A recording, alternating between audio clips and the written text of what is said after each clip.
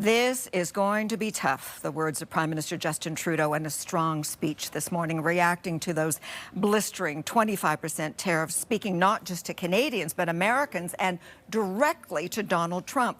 Trudeau saying Canada will not back down from a fight. We did not want this, but we will act. And he added there will be pain, and not just for us. And late today, the U.S. Commerce Secretary added some confusion, saying Donald Trump might meet Canada in the middle as soon as tomorrow. Now, here's what he told Fox Business. Both the Mexicans and the Canadians were on the phone with me all day today, trying to show that they'll do better. And the president's listening because, you know, he's very, very fair and very reasonable. So I think he's going to work something out with them. It's not going to be a pause, none of that pause stuff. But I think he's going to figure out, you do more, and I'll meet you in the middle some way. And we're going to probably be announcing that tomorrow. So somewhere in the middle will likely be the outcome. The president moving with the Canadians and Mexicans, but not all the way. All right, somewhere in the middle, announcing that tomorrow. If you are reeling, so are we. Fortunately, we have full team coverage with CTV correspondents right across the country, from British Columbia to Atlantic Canada and in the U.S. Capitol. But let's start in Ottawa with CTV senior political correspondent Mike Couteur. Okay, Mike. All right, what now with Howard Lutnick's comments? Talk to us about it. Yeah, as far as the Canadian officials who I've spoken to are concerned, nothing has changed despite those comments. And that's why the Prime Minister earlier today had a direct message not only for people on both sides of the border, but also for the U.S. President. Even though you're a very smart guy, this is a very dumb thing to do. Pulling no punches, the Prime Minister laid out the economic damage this will do to the continent. And he dismissed Trump's argument that this has anything to do with the flow of fentanyl into the U.S., calling it completely bogus.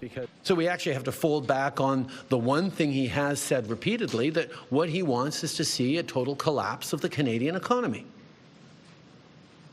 because that'll make it easier to annex us. Vowing not to back down, Trudeau announced counter tariffs on $30 billion worth of American goods. In 3 weeks, another $125 billion worth of U.S. imports could also face levies. Governments across the country are also looking at non-tariff measures. Ontario is one of several provinces removing American alcohol from province-run liquor stores. And the Premier is willing to go even further. If the Trump administration falls through on any more tariffs, we will immediately apply a 25% surcharge on the electricity we export. We will not hesitate to shut off their power as well.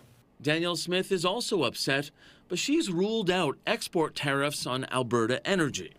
I've already said that we're not going to retaliate on energy. That is such an essential product for American consumers and American businesses. Opposition leaders also stood firm against the U.S. trade action, but had their own suggestions for how Canada should help respond to help Canadians.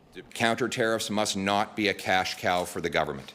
Almost every penny of the tariffs collected should go to tax cuts, with a small sum set aside for targeted relief to workers hardest hit by the trade war.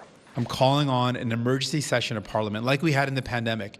What we're witnessing could be worse than the pandemic, and very likely will be worse. The Prime Minister says instead of a relief package, the focus right now is to get American tariffs lifted as quickly as possible. And we're insulted, and we're angry,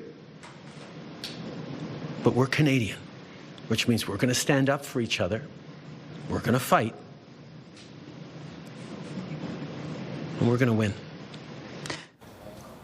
In order to get that win, Trudeau is calling for continued unity right across this country and for everyone to continue to buy Canadian. Sandy? All right, Mike, thank you. Now,